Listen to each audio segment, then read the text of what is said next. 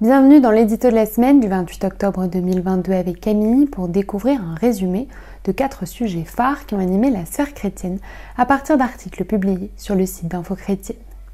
L'homélie des obsèques de Lola, 7 morts dans une attaque en République démocratique du Congo, la saison 2 de The Chosen bientôt sur les écrans français et une journée de prière pour les médias au Royaume-Uni. On fait un point sur les actualités de la semaine.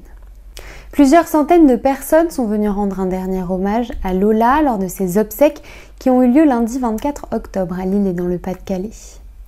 En Jésus, je sais que la mort ne pourra retenir Lola dans ses filets, a déclaré l'évêque d'Arras, Monseigneur Leborgne, dans son homélie en hommage à la fillette de 12 ans brutalement assassinée mi-octobre.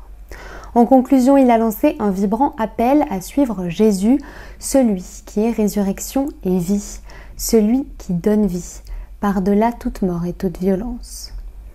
Dans la nuit du 19 au 20 octobre, 7 personnes sont mortes, dont une religieuse, au cours de l'attaque et du pillage du village de Maboya dans la province du Nord Kivu, à l'est de la République démocratique du Congo. Une attaque perpétrée par des membres supposés de l'ADF, un groupe d'origine ougandaise affilié à l'État islamique. Le drame a suscité de nombreuses réactions. Le prix Nobel de la paix Denis Mukwege a notamment dénoncé un massacre, tandis que l'évêque de Butembo, Béni, a appelé à la solidarité et à la résistance. La suite de la série The Chosen débarque en France lors de 2 avant-premières exceptionnelles au cinéma. La première a eu lieu hier à Paris et la seconde aura lieu dimanche 30 octobre au cinéma Le Chambord à Marseille. N'hésitez pas à réserver votre place pour cette seconde date.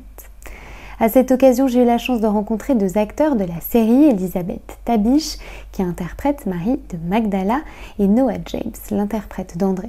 Vous pourrez découvrir leurs interviews dans quelques temps sur le site d'Info Chrétienne.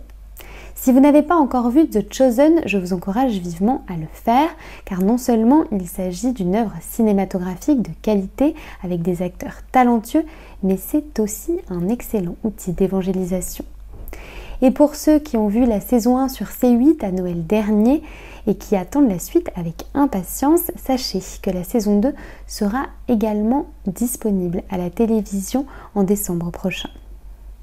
Alors que selon Reporters sans frontières, 50 journalistes et professionnels de l'information ont perdu la vie cette année et que 523 sont derrière les barreaux, l'organisation britannique Christians in Media, les chrétiens dans les médias en français, lance un appel à la prière pour les médias et ceux qui y travaillent.